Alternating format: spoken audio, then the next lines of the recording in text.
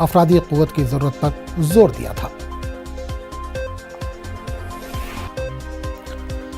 Delhi police ने नवनीत कालरा को गिरफ्तार कर लिया है। गुरुग्राम से कालरा को गिरफ्तार करके दिल्ली लाया गया। ऑक्सीजन कंसंट्रेटर की कालाबाजारी के मामले में क्राइम ब्रांच को इसकी तलाश थी।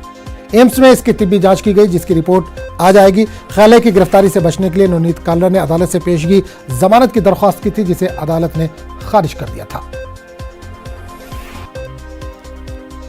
और इस पूरे मामले पर बात करने के लिए हम सीधे रुख करेंगे दिल्ली, जहां से हमारे नुमाइंदे शंकर आनंद जुड़े हैं। शंकर, नवनीत कालरा को गिरफ्तार कर लिया गया है। देखिए, कल देर शाम में उसे गिरफ्तार किया गया गुड़गांव से। गुड़गांव स्थित जो एक फार्म हाउस है, उस फार्म हाउस में वो छुपा हुआ था।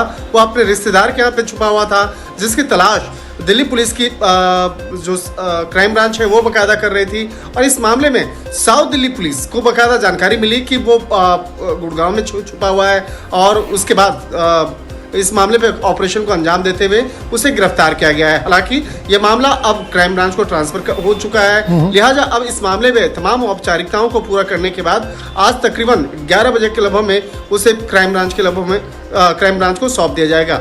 लेकिन किस तरह से कालाबाजारी की जा रही थी, जिस तरह से बकायदा दिल्ली के खान मार्केट इलाके की बात करें तो यहाँ पर खान चाचा रेस्टोरेंट, ये काफ़ी यहाँ पर चर्चित रेस्टोरेंट है। यहाँ पर देश विदेश से लोग यहाँ पे आते हैं। इसके साथ ही टाउन हॉल रेस्टोरेंट, तो जिस तरह से बकायदा यहाँ पे कालाबाजारी करने के लिए, ब्लैक मार्केटिंग करने के लिए यहाँ पे काफ़ी तादाद में वहाँ पर ऑक्सीजन कंसंट्रेटर रखा गया था। तो इसकी क्या वजह रही है, वो कौन कौन से लोग थे जो इस कालाबाजारी और जमाखोरी के मामले में इन्वॉल्व थे, तो इन तमाम मामलों पर पड़ताल की जा रही है। तो जिस तरह से बकायदा नवनीत कालरा की गिरफ्तारी हुई है, यह बड़ा मामला है और इन तमाम मामलों पर विस्तार से पूछताछ की जा रही है। चलिए शंकर, बहुत बहुत शुक्रिया इस तमाम जानकारी के लिए। आगे बढ़ेंगे। कोरोना